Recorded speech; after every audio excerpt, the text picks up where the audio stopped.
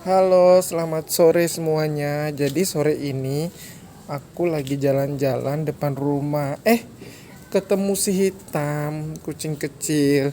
Jadi kucing ini selalu ada di sini ya, guys. Tapi dia tuh ketakutan, kurus banget loh. Tuh, kayaknya dia kelaparan. Nanti ya aku bawakan